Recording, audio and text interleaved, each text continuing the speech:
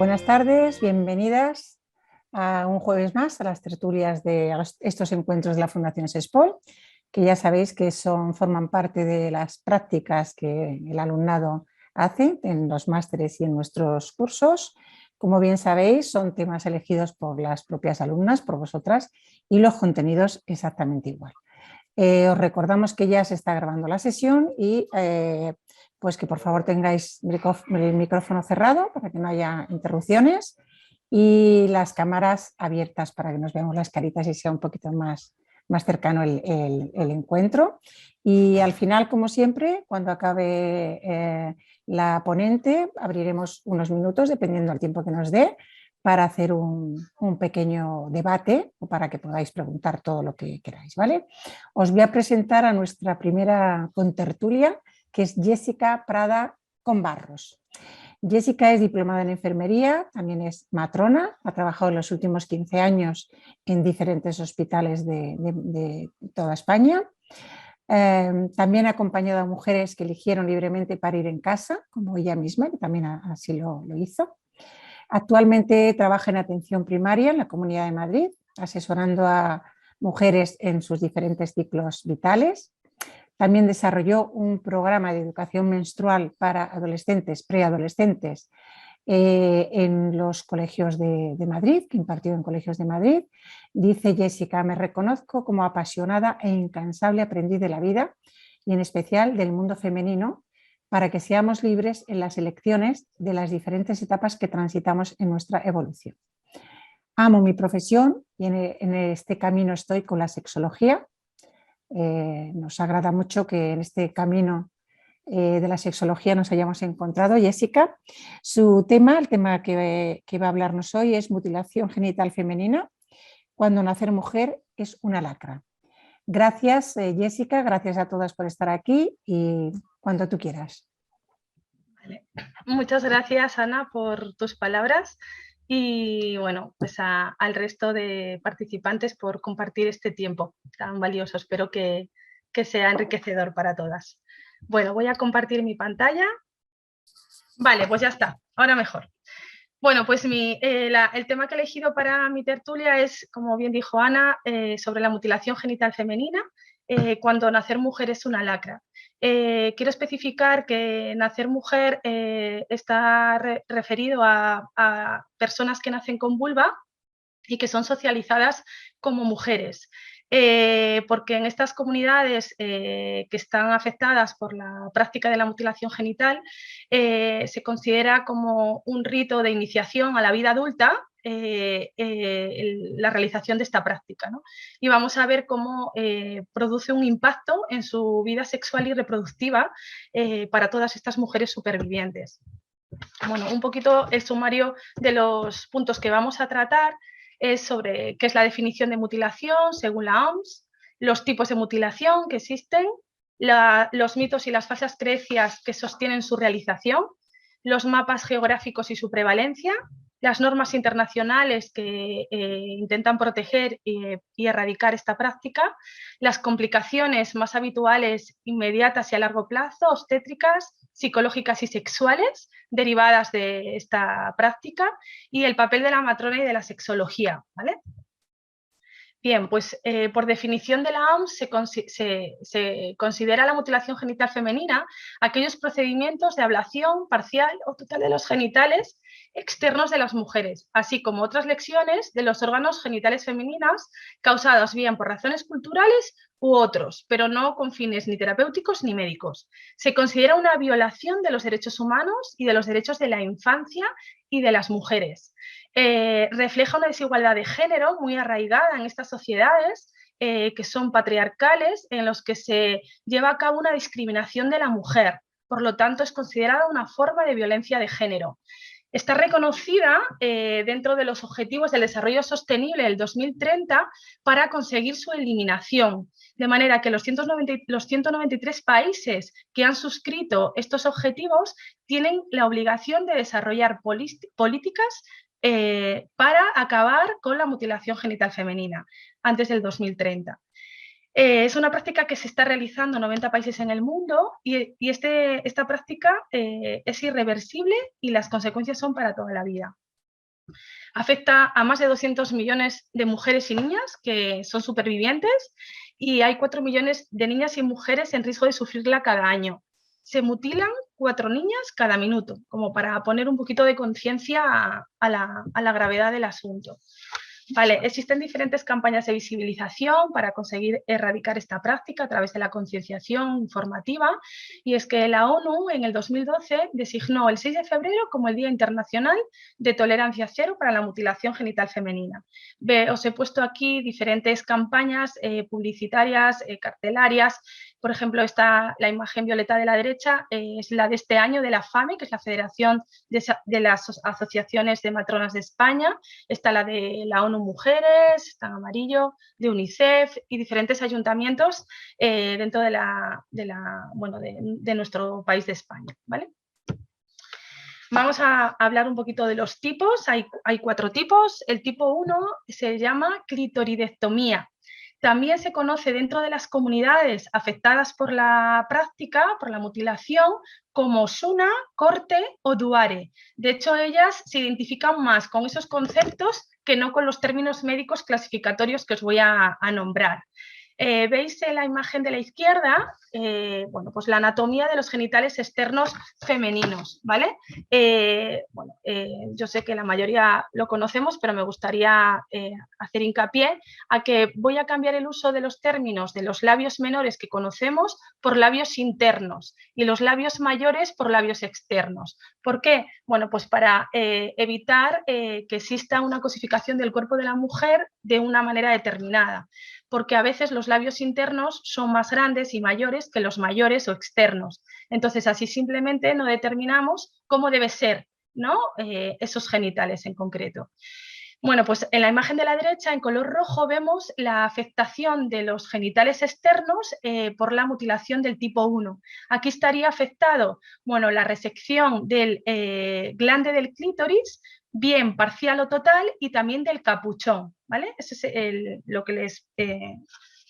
el daño que les causaría esa mutilación tipo 1.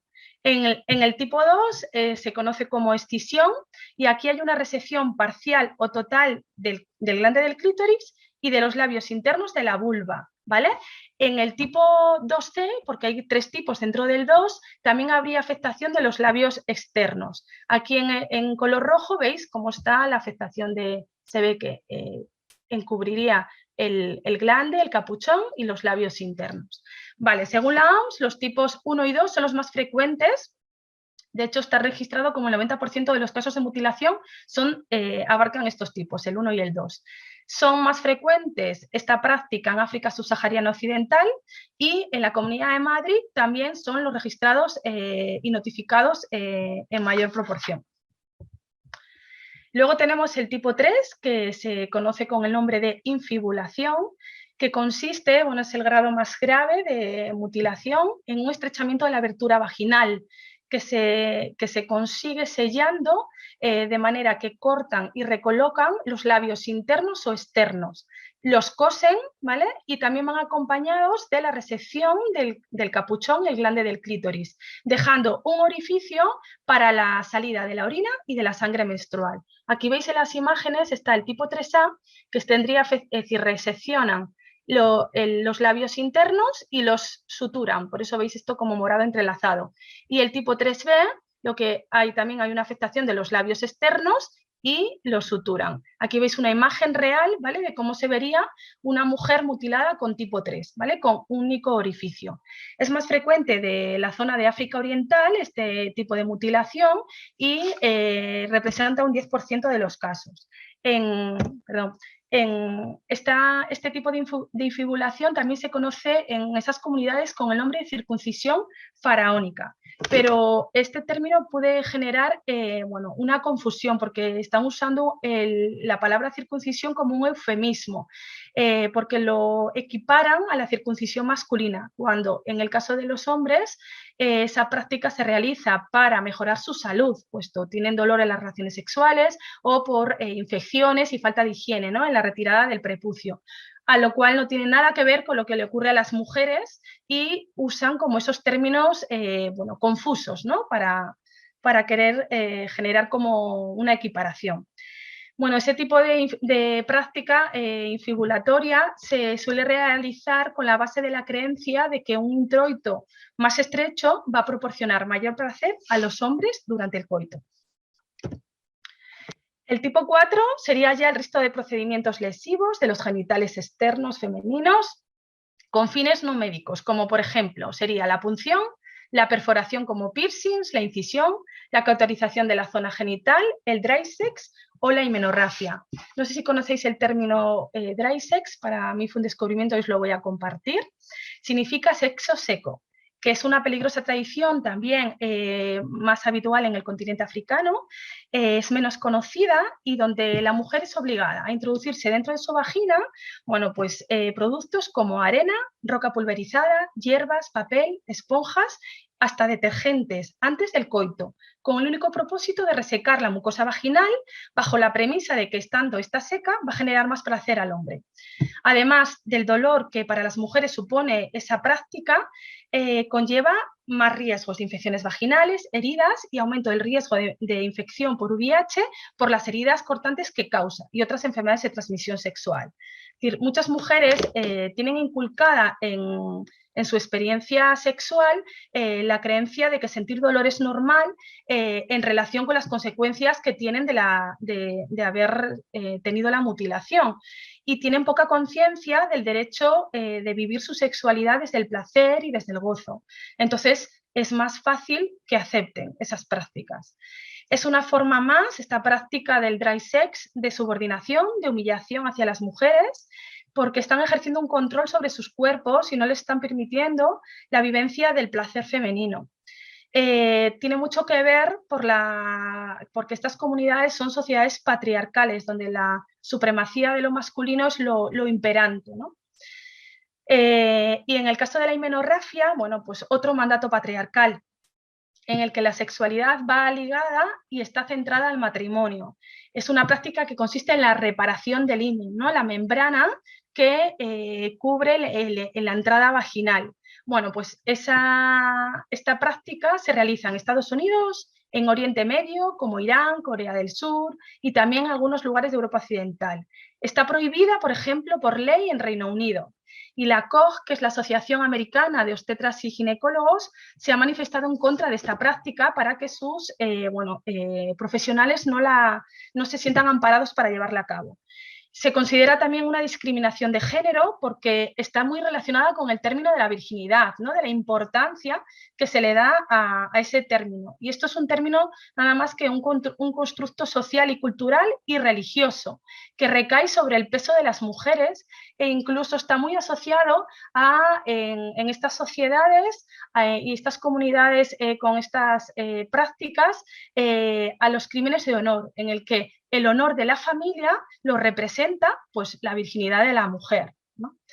El verdadero impacto que podría ocasionar sería eliminar el concepto de virginidad, ¿vale? De nuestros lenguajes, de modo que supone una limitación sexual para las mujeres. Y si lo cambiamos por otro término como primeras veces, facilitaría que no tuviera un peso tan potente en la vida social y cultural, ¿no? de cualquier mujer del mundo, porque también en nuestras sociedades tiene un peso y no tiene ninguna razón de ser ni ningún sentido positivo. Vale. Bueno, aquí os he puesto una imagen completa de los tres tipos de mutilación, ¿vale? La clitoridectomía, la primera, la tipo 2, que es la escisión, ya hay afectación de los labios internos. Esta sería la 2A y la 2C, que es un poquito mayor afectación con todos los labios internos. Y la infibulación, como veis, ya hay un sellado de toda la abertura vaginal y con diferentes orificios, diferentes tamaños de orificios para la salida de la sangre menstrual y de la orina. Vale, voy a hablaros ahora de los mitos y las falsas creencias que sostienen y perpetúan esta práctica. Tiene mucho que ver con la identidad cultural de estas comunidades. Ellos lo basan y ellas en la costumbre y la tradición, porque tienen unas creencias muy influyentes que genera un peso comunitario de relación en el que celebran muchos tipos de ritos, ¿no? Y este lo consideran uno más, que es el rito del paso de la etapa infantil a la etapa adulta, en el que la mujer que se niega a hacer esta práctica va a sufrir un rechazo social de la comunidad y una discriminación, ¿vale? Ellas, es decir, tienen una forma de vida muy comunitaria, ¿no? Entonces, para ellas es muy, muy discriminatorio el caso de no aceptar esta práctica. También se realiza como un método de control de la sexualidad femenina. Ellas tienen la convicción de que en esas comunidades de que el realizar la práctica de la mutilación reduce el deseo sexual de las mujeres, que va a garantizar la virginidad antes del matrimonio y que va a evitar las relaciones extraconyugales, aumentando también el placer masculino. Es decir, volvemos otra vez al control de la sexualidad, ¿no? Se enfoca en la necesidad, el deseo y lo que hay que satisfacer al hombre, ¿no? En ningún momento se está pensando en la mujer. Bueno, en un estudio que revisé, publicado por Matronas en el 2014 de Murcia, que hicieron una entrevista y una exploración de unas mujeres que tenían en consultas, eran procedentes de Nigeria y Senegal, eran 6 mujeres. Lo que observaron es que con respecto a este mito, bueno, pues no era real porque no coincidía la edad del primer coito con la edad del matrimonio, es decir, que ya tenían prácticas anteriores, pero solían ser otro tipo de prácticas, no coito pene-vagina, sino, por ejemplo, prácticas anales, ¿no? Otro de los mitos es por razón de higiene, ¿no? Que consideran que estar mutiladas, bueno, pues que va a estar más limpia, va a estar pura, ¿vale? Lo ven desde ese lugar. Cuando la mujer no mutilada la consideran sucia dentro de la comunidad y no le permiten, por ejemplo, manipular ni el agua ni los alimentos. De manera que la mutilación les confiere pues, como un estatus, ¿no? De pureza, de pulcritud, y de algún modo se está estableciendo ahí un modelo cultural femenino, ¿no? El cómo ser mujer y de una manera. Otro de los mitos que lo sostienen es la función reproductora. Para estas mujeres es muy importante el valor de la maternidad. Entonces, se transfiere la creencia errónea de que las mujeres no mutiladas no pueden concebir, son infértiles y que la mutilación va a mejorar y facilitar el parto, cuando es todo lo contrario. Y que además el bebé, cuando nace, si la mujer no está mutilada y este bebé toca el clítoris, pues tiene riesgo de morirse. Otro de los motivos y mitos es el motivo religioso de que está escrito en el Corán. No es real, en ninguna parte del Corán aparece registrada el fomento de esta práctica, de la mutilación en las mujeres, e incluso la mutilación se sabe por escritos que es anterior a la aparición de cualquiera de las religiones, islamismo, cristianismo. De hecho, no solo se practica en mujeres islámicas, sino en mujeres de otras religiones. La edad a la que también se realiza esta práctica oscila entre los 4 y 14 años. De ahí que también es una manera de desterrar este mito, ¿no? Es decir, no es como un rito de iniciación a la vida adulta, porque sería más cerca de la pubertad. Cada vez se está haciendo a edades más tempranas. Hay registros incluso de bebés lactantes, ¿vale? Que se les hace la mutilación con el objetivo de que no se resistan a la práctica porque es muy cruenta y dolorosa, y para que no recuerden conscientemente de adultas ese dolor sufrido, porque así les va a ser más fácil cuando ellas se crean como mujeres, continuar la práctica generación tras generación con sus hijas. Vale. Los lugares donde se realizan son en 2 sitios. Uno, están las zonas rurales, que suelen ser en grupo, ¿vale? Se llevan a las niñas fuera del centro del pueblo, a lugares ya preparados como, bueno, pues como un ritual, como si fueran a hacer una fiesta. Y se cogen a niñas de edades muy parecidas y bueno, pues allí les realizan la mutilación. Se quedan durante semanas en esos lugares para la cicatrización de las heridas y luego vuelven al pueblo donde les van a festejar, ¿vale? Que ya han adquirido ese estatus de mujer dentro de la vida adulta, ¿no? Y luego están las mujeres, las niñas de altos niveles socioeconómicos que viven en las ciudades, en las zonas urbanas, que se realiza la práctica de la mutilación de manera individual y suele ser más institucionalizada y medicalizada, ¿vale? Por ejemplo, en Egipto es muy común esta forma de hacerlo. La OMS ya ha intentado promover y bueno, pues transmitir a los profesionales médicas que lo realizan que es una manera de legitimar, que no se pueden amparar en medicalizar esta práctica en base a que lo están haciendo en lugares con asepsia y con, bueno, entre comillas, con cierto cuidado, ¿no? Porque, ¿cómo se suele hacer habitualmente en las zonas rurales? Bueno, pues se suele hacer con material no aséptico, tipo cuchillas, cuchillas de afeitar, cuchillos, trozos de vidrio y, por supuesto, sin productos anestésicos. Las mujeres que realizan esta práctica son mujeres que son las mujeres mutiladoras, pero se les conoce en sus comunidades como las mujeres Dambo, Boanquisa o purificadoras, ¿vale? En función de la etnia de la que proceden. Estas mujeres tienen un estatus y prestigio dentro de la comunidad. De hecho, les pagan por hacer la práctica. En estas sociedades, las mujeres, en general, de cualquier edad, no hablan ni piensan sobre este asunto de la mutilación. Para ellas es un tabú, hay un silencio, lo que favorece que no haya como una rebelión masiva ante la práctica, ¿no? Algunas ni siquiera saben, cuando se les preguntan en estudios, si sus madres están o no están mutiladas, ¿vale? No se les permite decidir nada acerca de sus cuerpos. Esta tradición se perpetúa a través, generalmente, de las abuelas paternas. Las madres aceptan y el padre da el permiso para buscar a la mujer sabia sobre esta práctica, y es como suele funcionar, ¿no?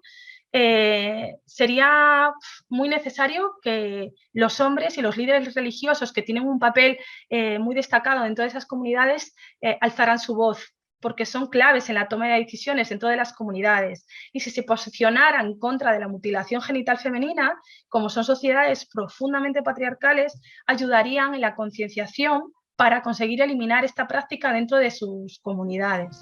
Vamos, os voy a compartir, ¿lo veis? Un día me levanté por la mañana, pregunté a mi madre dónde está mi hermana. Me dice que mi hermana es una mujer. Por la madrugada, sobre a las 6 o 7, llevas 3 niñas o 4, pequeñas de 6 a 8 años, en el bosque para hacer mutilación genital femenina. Y siempre en los pueblos hay una mujer especial que lo hace. Y los hombres no se implican en esto, solo cosa de mujeres.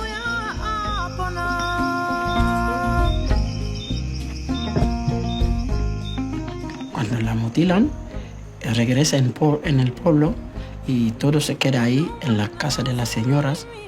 Y la cura ahí, le dan medicamentos, comidas, ahí se queda. Si son 2 semanas o 3, se quedan juntas todas las chicas hasta que terminas. Y luego vuelve a casa de sus madres. Entonces yo me fui ahí para ver a mi hermana.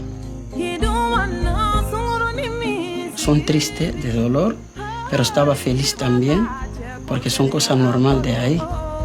Porque es una tradición. Se viene de las abuelas, que pasa a su hija, a sus nietas.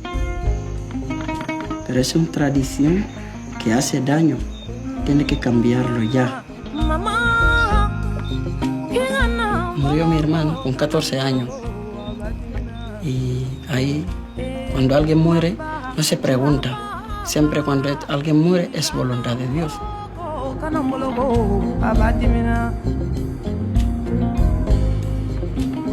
muchas mujeres mueren en el parto, pero ahí nadie pregunta qué pasa, qué ha matado a este.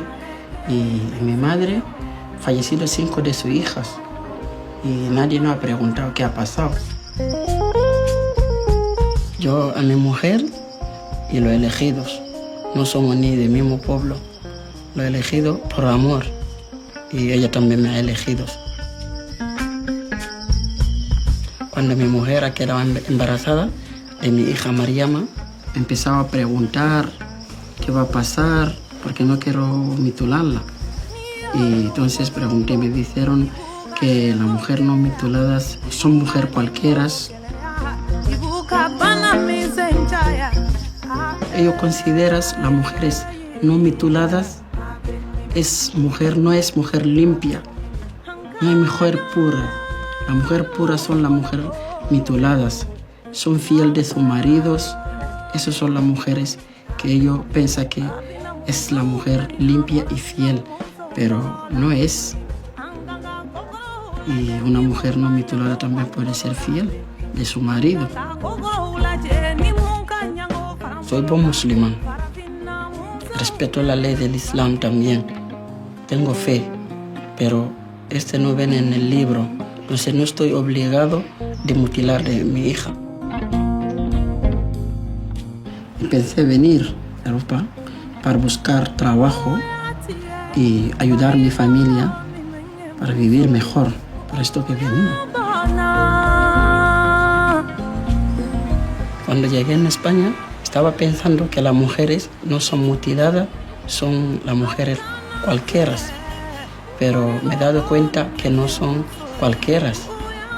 Entonces eso también me ha impresionado y de intentar evitar la mutilación genital femenina. La sexualidad es muy importante, pero ahí no se habla, no se habla. Y también está quitando derechos de mujeres de disfrutar de sus vidas. Pero es muy importante que saber que las mujeres también merecen ser felices. Cada vez hay más jóvenes que quieren mujeres no mutiladas para disfrutar de la vida de su pareja. Y Mariama cada día está más cerca de la edad de la mutilación. Entonces aquí yo estaba muy loco, pensando de día, de noche, porque lo sé que cada día está más cerca. Yo sabía que eso no quería para mi hija. Mariama no lo quería. Sabía cualquier forma no lo voy a hacer, pero lo sabía que también que voy a romper con muchas cosas. La familia, el pueblo, casi era un romper una cosa muy grande porque todo el mundo estaba en esta y yo no quería para mi hija. Pero ¿por qué? Por amor de mi hija, yo no puedo hacerlo. No dormía, porque cada día estaba pensando que mi mamá o mi hermana va a venir a coger Mariama para llevarla, para hacerlas la mutilación. Porque ahí la familia tiene poder más que la madre de la niña. Entonces yo cada día pensaba, no dormía por esto. Convencí a mi mujer que no lo hagas. Y ella, primera vez no daba cuenta lo que lo decía, pero al final sí, ha dado cuenta que lo que lo decía, que no lo hagas. Y entonces ha empezado a largar con la familia, con todo, hasta su propia madre. Porque todo el mundo lo coge como una cosa tradicional, entonces nadie no podía evitarlo. Cuando llamaba al teléfono, siempre retrasaba que me espera hasta que me vayas y que lo hacemos juntos, porque ahí este día es un día muy grande. Pero ellos lo hacen por amor, pero no es amor. Evitarlo es el amor.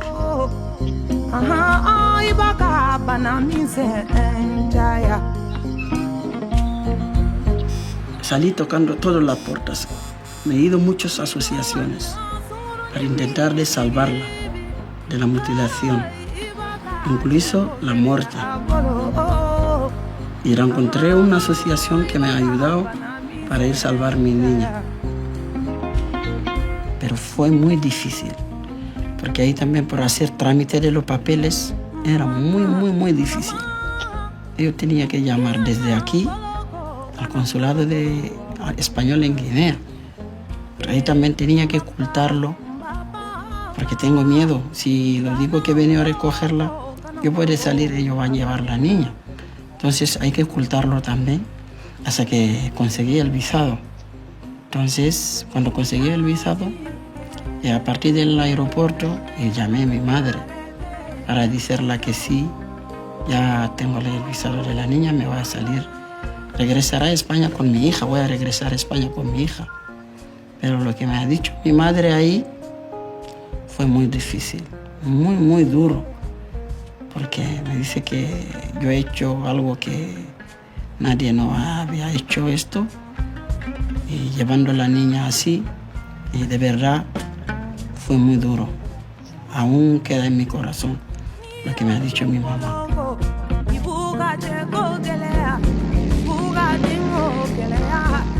Mejor que las leyes intenta ayudar a la gente a cambiar esto, ayudar a tantas niñas que han sufrido, que continúan a sufrir.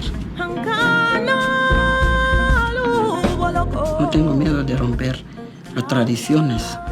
Yo sé que la gente también que sigue haciéndolo, ellos están haciendo daño sin saber quién va a hacer daño a su hija o su hijo, nadie. Pero la gente tiene que pensar, cuando lo haciendo mal, pero ellos piensan son bien. El bien es evitar de hacerlo.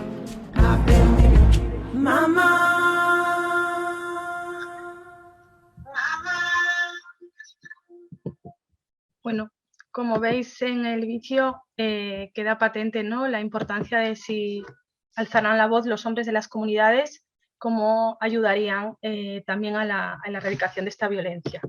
Voy a intentar recuperar la presentación. Vamos a analizar un poquito cómo está el mapa de la mutilación genital femenina en el mundo.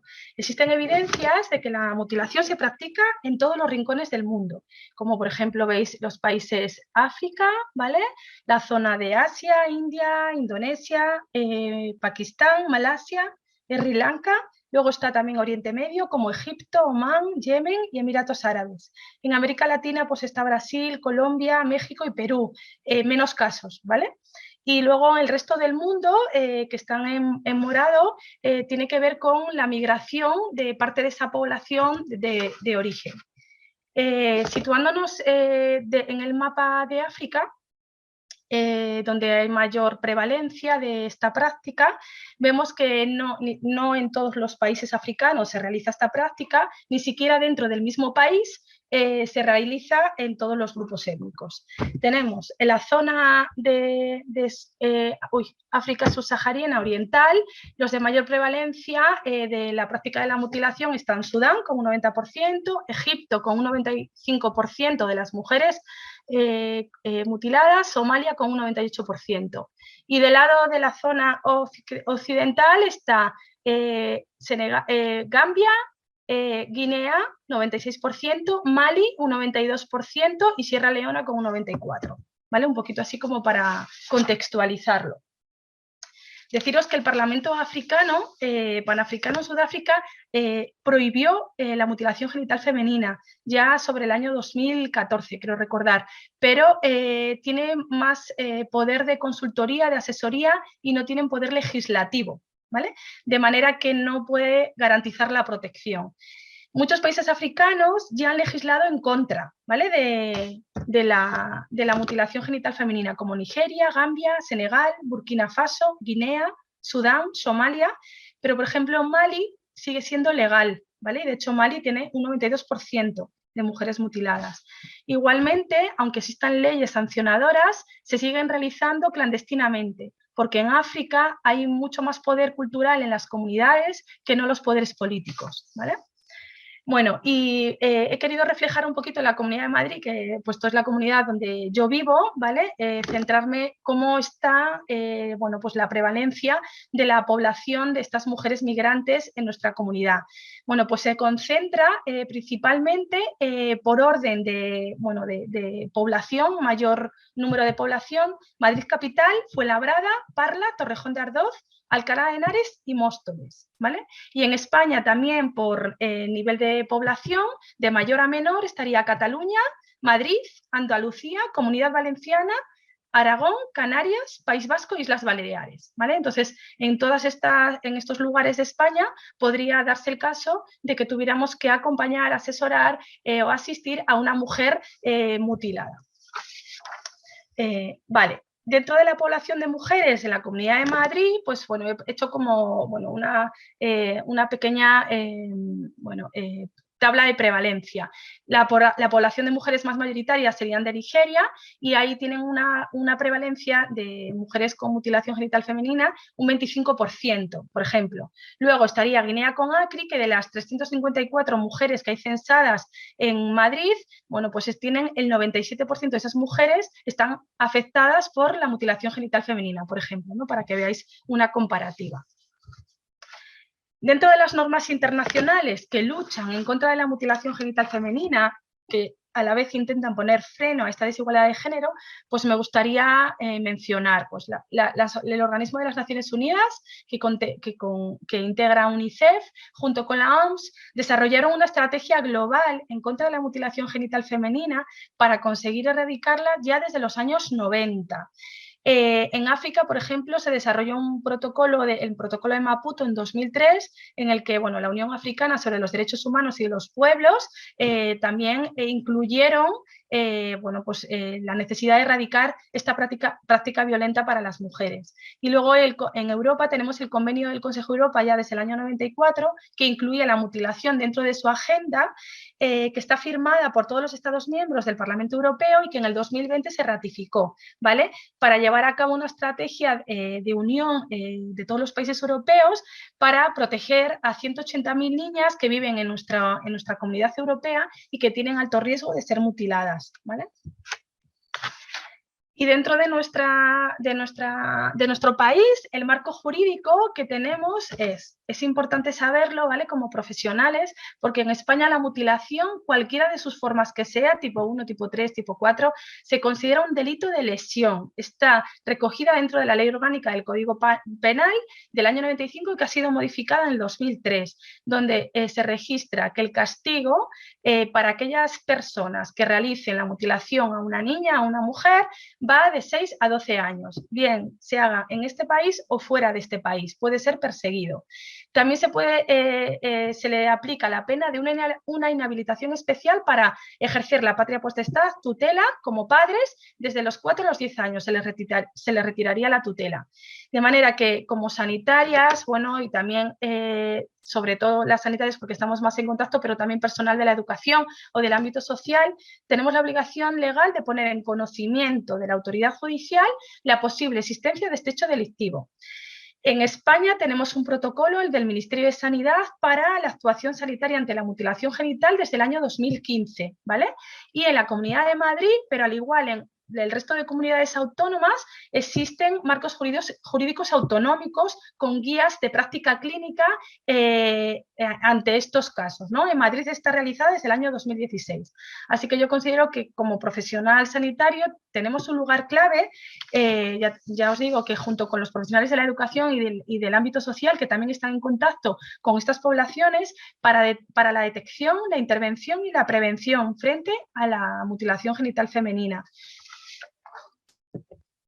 ¿Qué beneficios aporta esta práctica para la salud? Ninguno, solo daños. Tenía un vídeo, aunque es muy cortito, no lo voy a poner porque con estos fallos técnicos me ha restado minutos y no le quiero quitar el tiempo a María, mi compañera. Así que os lo recomiendo ver, se llama Los Mundos de Niara y es un vídeo que lo que aborda es la visión de una niña nacida en España pero con orígenes africanos, de concreto de Mali, y cómo ella ve la práctica de la mutilación y la vida de las costumbres de sus raíces, ¿no? De hecho, su madre es una mujer superviviente de la mutilación. Entonces, cómo radica a través de su visión la importancia de la educación para la salud a nivel sexual en la comunidad de las mujeres, para que puedan desterrar estos mitos falsos que crecen con ellos y configuran también su identidad de género, ¿no? Entonces, bueno, os lo recomiendo ver.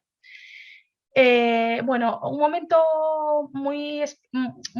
con muchos riesgos son los viajes de vuelta al país de origen. En estos viajes que las familias que han migrado a países pues de Europa, América, etcétera, llega un momento que vuelven a sus lugares de origen para celebrar muchos ritos, y entre ellos uno es este, ¿no? El de la práctica de la mutilación, basado en la creencia errónea del paso a la vida adulta. Entonces es muy importante que conozcamos los países donde se realizan estas prácticas de mutilación genital, para, si acompañamos familias procedentes con factores de riesgo de que exista una mutilación a una niña, sepamos abordar el caso e intervenir correctamente.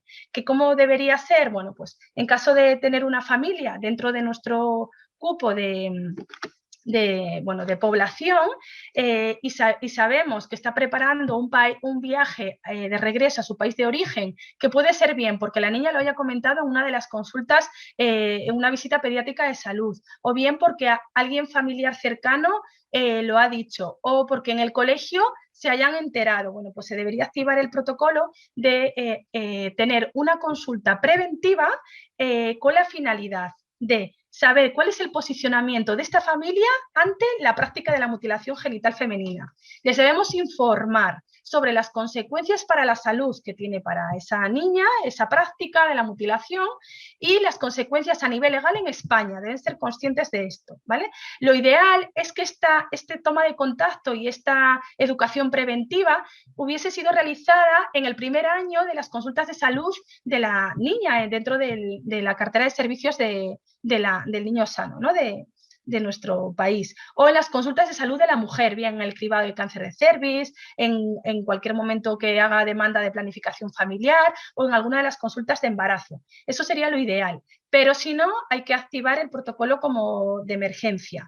En esa consulta si se les va a ofrecer lo que se llama el compromiso preventivo, que realmente es una herramienta para proteger a los padres y a las madres de la presión familiar que sufren en sus comunidades del país de origen, ¿vale? Porque hemos dicho que para ellos tiene un peso tan grande que pueden sufrir una discriminación y tener consecuencias sociales importantes. Entonces, este compromiso preventivo, que no es más que se responsabilizan de que no se va a realizar esta práctica y esté firmado por ambos padres, ambos progenitores, pues les libera de esas presiones.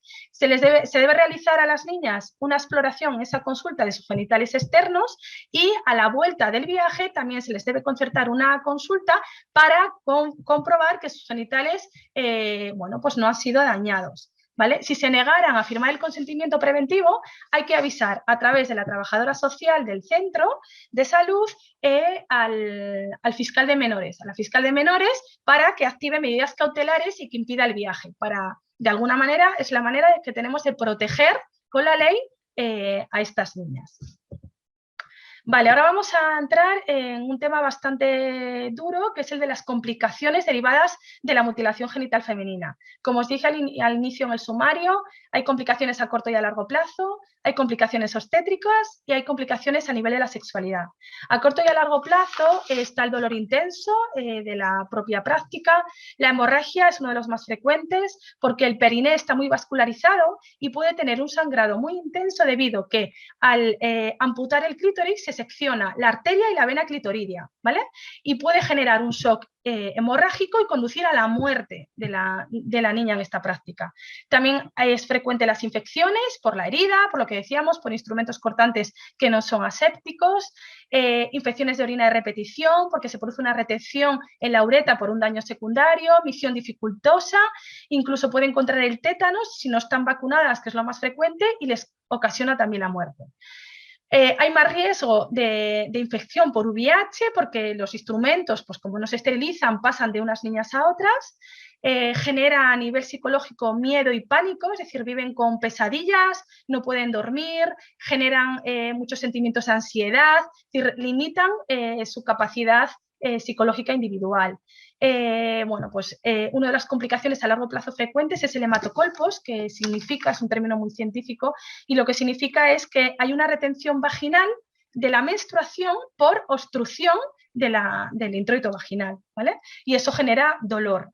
A nivel obstétrico, bueno, pues es muy frecuente el expulsivo fetal prolongado. Esto quiere decir, para las que no entendáis este término, bueno, pues que se produce la salida del bebé dentro del canal del parto de una manera muy tardía y en un plazo superior al considerado fisiológico y dentro de lo esperable.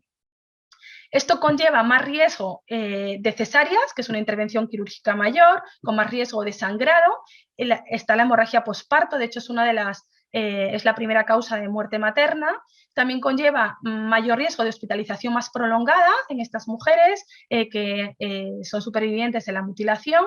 Aumenta la necesidad de las episiotomías en caso de las mujeres afectadas en mutilación tipo 3, que van a requerir una desinfibulación, os explicaré a continuación lo que es, ¿vale? Y está aumentado también la tasa de morbimortalidad perinatal y materna. Se considera que el 22% de las muertes perinatales, es decir, de las niñas y los niños que mueren en sus nacimientos, tienen que ver con la mutilación de sus madres, ¿vale?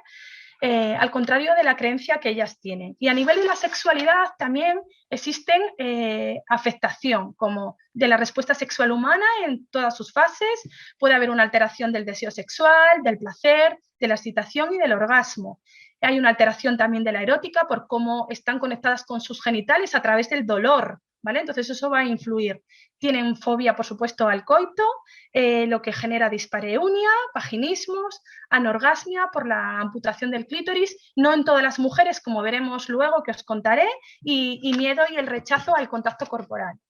Vale, me gustaría adentrarme un poquito en el rol de las matronas dentro del proceso de la maternidad para tener en cuenta que, bueno, para destacar que tenemos un papel muy importante acompañando a estas mujeres en el que debemos recordar tanto matronas como obstetras que son mujeres con unas características culturales que además han experimentado una violencia brutal en sus vidas y que estas mujeres que han realizado sus viajes de migración traen consigo en su mochila su cultura, sus prácticas y sus costumbres. Debemos tenerlo presente, ¿vale? Para poder garantizar una atención de calidad y desde el respeto, usando terminologías y lenguajes que no sean estigmatizantes, todo lo contrario, que sean empoderantes. Entonces, ellas, cuando hablamos de que han sido víctimas de mutilación, para ellas es estigmatizador, ¿no? Entonces, se recomienda más usar la palabra superviviente, ¿no? Si realmente han sobrevivido a esa práctica, que tienen alta probabilidad de morir. Se identifican más con la palabra corte, ablación o suna, que no con preguntarles por si tienen genitales mutilados, ¿no? De esta manera estamos integrando y aceptando en nuestros cuidados la pluralidad y la diversidad cultural, que va a facilitar bueno, pues esta relación de confianza que necesitamos establecer con ellas. Se recomienda la presencia en las consultas de la mediadora intercultural, que va a facilitar este acercamiento, y no se recomienda que en esta primera consulta se hable sobre la mutilación, sino en consultas sucesivas, para que no genere rechazo y distancia. Lo que queremos es que ella confíe en nosotros como profesionales. Entonces, en esas consultas sucesivas, aparte de hablarle de otros cuidados como la alimentación, modificaciones del embarazo, etcétera, le vamos a preguntar sobre consecuencias que haya podido o que pueda tener en relación con la mutilación, como puede ser problemas al orinar, problemas a la expulsión de la menstruación, infecciones de orina recurrentes, y si aún así hay dificultad de comprensión o de identificar si estaría mutilada, pues preguntarle directamente por si le han hecho el corte, ¿vale?, en sus genitales. Se recomienda hacer una exploración de genitales externos para tipificar la mutilación si fuese así, y en caso de que tenga un tipo 3 y necesite la desinfibulación, deberíamos derivar al obstetra hospitalaria para realizar la desinfibulación en el segundo o tercer trimestre, 20-28 semanas, y si no es posible, en el momento del parto, ¿vale? Recordar a estas mujeres que la reinfibulación está prohibida en España y explorar a la vez durante estas consultas qué posicionamiento tienen ellas y qué creencias acerca de la mutilación genital para activar protocolos de protección hacia sus hijas mayores si existen o a las que van a nacer. En caso de la atención al parto, bueno, por supuesto, ofrecer a estas mujeres el mejor cuidado individualizado, teniendo en cuenta sus necesidades físicas, emocionales, psicosexuales, culturales y sociales. Informar con detalle de todos los procedimientos que vamos a realizar. Recordar que tiene una conexión con su cuerpo y sus genitales desde el dolor y desde el miedo. De manera que le vamos a explicar para que ella se sienta segura y obtener siempre su consentimiento, ¿vale? Lo ideal sería que ella tuviera toda esta información desde el embarazo, pero a veces no hay ese contacto y llegan al hospital en el momento del parto. Se recomienda la desinfibulación, lo que consiste, como veis, esta es la imagen que os he puesto de la técnica de la desinfibulación, que consiste en el caso del tipo 3, realizar una episiotomía anterior, es abrir el cierre del introito con anestésico local si no tiene una analgesia epidural, que es un tema también a tratar con ellas. No saben de la existencia de fármacos que les pueda ayudar a aliviar el dolor y son mujeres que, que les ayudaría para evitar revivir el dolor que vivieron en su primer corte, en su primera mutilación. De hecho, se habla de los 3 dolores de las mujeres mutiladas, que es el día de la mutilación, el día de la desinfibulación para el matrimonio y la primera relación coital, que luego la reinfibulan, y luego la desinfibulación del parto, ¿vale? Es como se conoce a esto.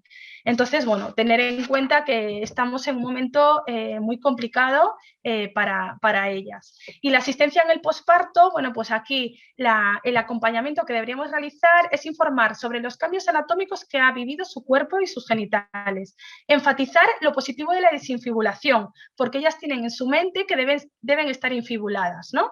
Entonces, explicarles que, bueno, así ya no les va a doler la menstruación, la expulsión de la menstruación y las micciones, ¿vale?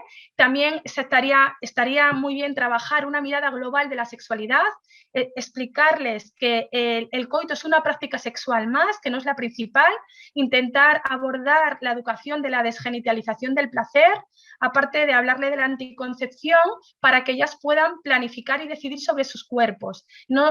Ellas están muy limitadas en la soberanía de su cuerpo, entonces necesitan información y educación para su salud. Poner en valor su cuerpo, sus genitales. Os hablaré del programa de la Fundación de Zeus, que habla de la reconstrucción del clítoris, ¿vale? Desde el año 2007 en España esta fundación se dedica a esa reconstrucción de manera gratuita.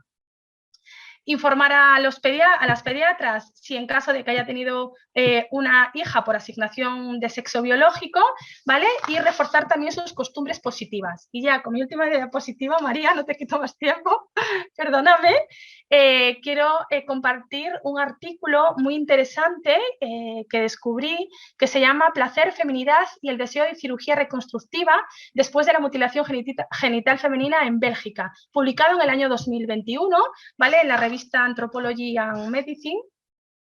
Consiste en que en esta clínica, como en The Zeus, hacen reconstrucciones del clítoris de mujeres supervivientes de mutilación.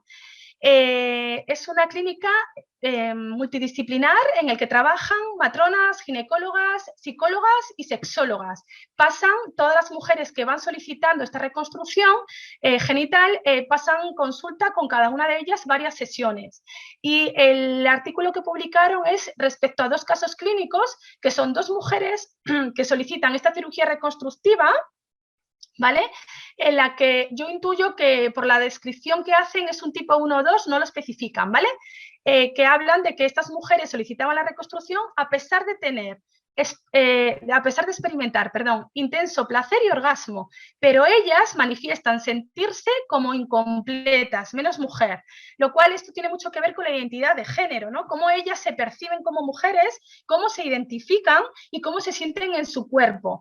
Está en relación con las experiencias que han tenido estigmatizadoras de su salud, y explicaban en este artículo cómo lenguajes de sus exparejas acerca de sus genitales, la comunidad de mujeres con las que compartían en Europa, ¿no? Acerca de que sus genitales eran peores, estaban dañados, eran menos, ¿vale? O por vivencias en sus partos o en sus embarazos con profesionales de la salud, en el que, por ejemplo, detallaban que en sus partos iban entrando cada vez más profesionales a ver sus genitales, ¿vale? Como si esto fuera un museo, pues esto era algo peculiar que no se solía ver, y ella lo vivenció afectando, por supuesto, a su identidad de género. Entonces, es muy importante saber y tener conciencia de que la práctica discursiva sobre la feminidad, sobre los genitales, van a moldear la identidad de género de una persona de este modo, que se sienten incompletas, ¿no? Así que tenemos que tener mucha conciencia y mucha sensibilidad para acompañar a estas mujeres, a todas las compis que veo por aquí. La seguridad y el éxito de la cirugía reconstructiva no se ha establecido a través de la evidencia científica, por lo que la OMS no la recomienda. En esta clínica decían que ellos trabajaban así a nivel multidisciplinar, pero que también veían que había mujeres que sí se beneficiaban en un cambio en su salud psicológica y sexual, ¿vale? De la reconstrucción del clítoris. Lo que sí que también vieron es que el 23% de mujeres que tenían placer y orgasmo antes de la cirugía experimentaban una pérdida en la capacidad del orgasmo después de la intervención quirúrgica, ¿vale? Y estas mujeres cambiaron de opinión, estas 2 mujeres, sobre querer y desear la reconstrucción del clítoris tras pasar consulta con todos los especialistas, y en especial tras el asesoramiento de la sexóloga, en el que especificaba cómo había trabajado, y a mí me fascinó y os lo quiero compartir, y es que ella hizo un trabajo sobre la diversidad de las vulvas, de que no todas son iguales, de que cada una es especial, y cómo les explicaba la función del clítoris, ¿no? Porque ellas quería enfatizar mucho que había un 23% de probabilidades de que perdieran el placer que tenían y cómo vivenciaban su sexualidad. De hecho, os he puesto esta imagen, que no sé si la veis, de fondo, que es bueno, todos los órganos internos de la mujer y el clítoris en amarillo en 3 dimensiones. Entonces les explicaba que lo que les habían amputado, lo que le habían seccionado, era el clítoris externo, ¿vale? Todo el glande, pero que seguía en su parte interna corporal las raíces y los bulbos del clítoris, que de la manera que ante un estímulo se van a hinchar y les va a producir placer, ¿no? Y entonces justificaba lo que ellas vivían. Así que esto especificaría lo que es, se conoce como orgasmo vaginal o estímulo de clítoris interno, ¿no? Les ayudó a reconstruir su confianza y autoestima a través de la terapia, y declinaron del deseo de la reconstrucción del clítoris. Así que bueno, un poquito de esperanza y de saber que nuestras profesiones son súper importantes para saber acompañar, no dañar, e incluso para ayudar a restaurar autoestima y mejor autoconcepto de vida. Ya he terminado. Muchas gracias, Jessica, gracias.